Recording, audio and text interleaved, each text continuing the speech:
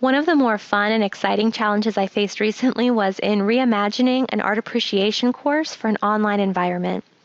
When I joined the project, it looked something like this. The course went from point A to point B across a linear line, and it studied art appreciation and art history across time. I wanted it to look more like this, based around concepts and skills. So learning still advances from point A to point B, but it occurs across concepts and skills that scaffold and build from one to the next.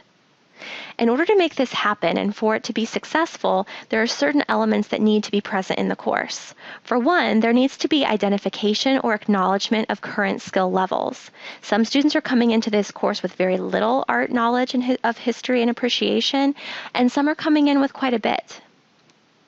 In order to gauge this, I wanted to give students a work of art to examine and look at, and then talk about. So student, based on your current knowledge of art appreciation and art history, briefly share your initial reaction to the work of art. This gives students the chance to reflect and evaluate their own skill levels at their first point of the course. In addition to that, we needed to provide students with new ways to interact. Using a technology called ThingLink, which is a free resource online, students can hover over an image to explore tags on the image that show details of a work of art.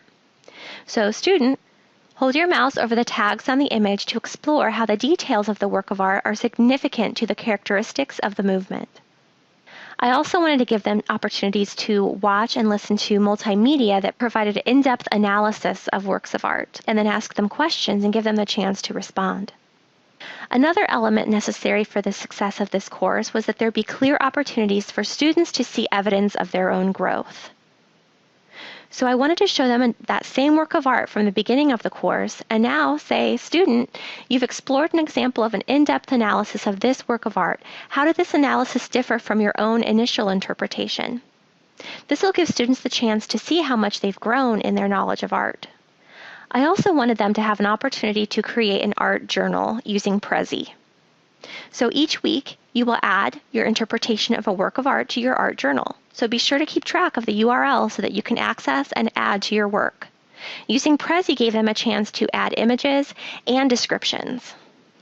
Another important element is to provide opportunities for reflecting on growth and progress.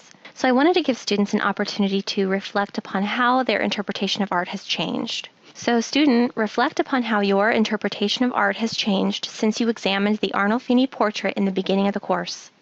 What differences are there between the ways you interpreted that work of art then to your interpretation now? Another important element is to be sure that there is application to daily life. So student, how will the changes you've seen in how you interpret art impact the way you view art moving forward? The results of all of this were pretty astounding. In going in and taking a look at how students interacted, we discovered that they were talking about the ways that art had in fact impacted their lives. One student said, "I now enjoy going to the Art Institute of Chicago, and it feels really good to see a painting or the name of an artist, and I can tell my children something about it."